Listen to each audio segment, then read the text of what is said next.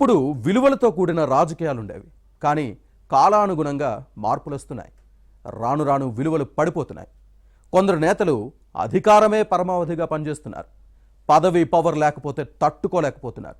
విపక్షంలో ఉండి కొట్లాడే పరిస్థితులు లేకుండా పోతున్నాయి. ఇంతకాలం బీఆర్ఎస్లో ఉన్న నేతలు ఇప్పుడు కాంగ్రెస్ వైపు చూస్తున్నారు. ఉమ్మడి వరంగల్ జిల్లాలో బీఆర్ఎస్ను వీడి కాంగ్రెస్లోకి చేరేందుకు చాలామంది నేతలు పావులు కదుపుతున్నారు. ఇప్పటికే ద్వితీయ శ్రేణి నేతలు హస్తం బాటుపట్టారు. వరంగల్ జిల్లాలో వలస రాజకీయాలపై ఏబిఎన్ ఇన్సైడ్ స్టోరీ.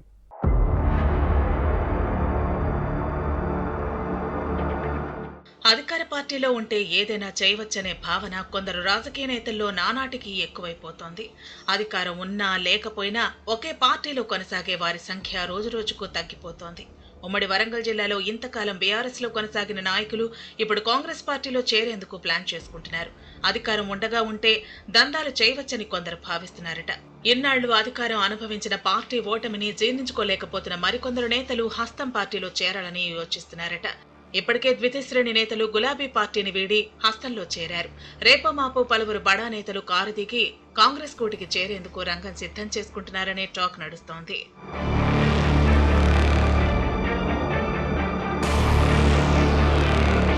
ఇప్పటికే గ్రేటర్ వరంగల్ మున్సిపల్ కార్పొరేషన్ కు చెందిన పలువురు బీఆర్ఎస్ కార్పొరేటర్లు, ఇతర నేతలు ముఖ్యమంత్రి రేవంత్ రెడ్డి సమక్షంలో కాంగ్రెస్ లో చేరారు.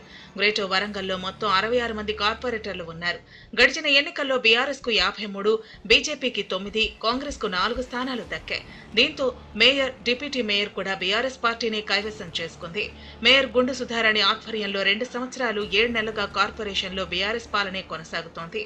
అయితే అసెంబ్లీ ఎన్నికలు జరిగాక వరంగల్ నగరంలో రాజకీయ సమీకరణాలు వేగంగా మారుతున్నాయి.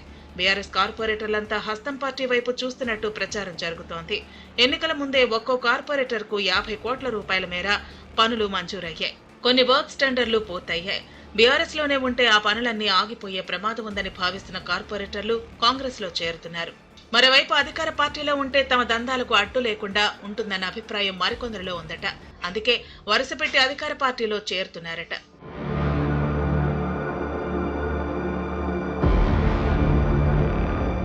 మొన్నటి వరకు ఎన్నికల్లో గ్రేటర్ వరంగల్ పరిధిలో ఉండే 5 ఎమ్మెల్యేల్లో 4 గెలుపొందారు. వరంగల్ తూర్పు, పశ్చిమ నియోజకవర్గాల్లోనే మెజార్టీ డివిజన్లు ఉన్నాయి. వర్ధన్నపేట, పరకాల, స్టేషన్ ఖాన్పూర్ నియోజకవర్గాల పరిధిలో కొన్ని డివిజన్లు ఉన్నాయి. అయితే ఒక స్టేషన్ ఖాన్పూర్ మినహా అన్ని అసెంబ్లీ స్థానాలు కాంగ్రెస్ గెలుచుకోవడంతో పొలిటికల్ ఈక్వేషన్స్ ఒక్కసారిగా మారిపోయాయి. అందుకే ఇప్పుడు బీఆర్ఎస్, బీజేపీ కార్పొరేటర్లు కూడా కాంగ్రెస్ వైపు చూస్తున్నారు. అటు వరంగల్ ఈస్ట్ నియోజకవర్గానికి చెందిన కార్పొరేటర్లు మంత్రి కొండా సురేఖ, ఆమె భర్త కొండా మురళితో టచ్ లో ఉన్నారట. వారంతా కాంగ్రెస్ లో చేరతామని చెబుతున్నట్టు సమాచారం. అయితే కొండా దంపతులు ఆయా కార్పొరేటర్ల దందాలను తెలుసుకుని వారి రాకకు బ్రేకులు వేస్తున్నారనే చర్చ సాగుతోంది.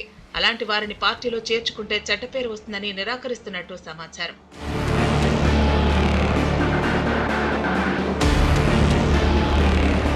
గ్రేటర్ వరంగల్ కార్పొరేటర్లే కాకుండా ఉమ్మడి జిల్లాకు చెందిన నేతలు కూడా కాంగ్రెస్ లో చేరేందుకు పావులు కదుపుతున్నట్టు తెలిసింది. గతేడాది నవంబర్లో జరిగిన అసెంబ్లీ ఎన్నికల్లో ఓటమి పాలైన పలువురు అభ్యర్థులు కూడా హస్తంకోటికి చేరాలనే ఆలోచనలో ఉన్నారట. అలాంటి ఓ నేత వరంగల్ ఎంపీ టికెట్ కోసం కాంగ్రెస్ లో చేరాలని భావిస్తున్నారనే టాక్ ఉంది. అధికార పార్టీలో ఆయనకు సన్నిహితంగా ఉండే నేతలతో ఇప్పటికే చర్చలు జరిపారనే ప్రచారం జరుగుతోంది. సీఎం రేవంత్ రెడ్డి నుంచి గ్రీన్ సిగ్నల్ వస్తే ఆయన బీఆర్ఎస్ ను వీడి కాంగ్రెస్ తీర్థం పుచ్చుకుని వరంగల్ ఎంపీ అభ్యర్థిగా బరిలో ఉంటారనే చర్చ సాగుతోంది. మొత్తంగా కాంగ్రెస్ లోకి వలసల జాతర కొనసాగే అవకాశాలు కనిపిస్తున్నాయి.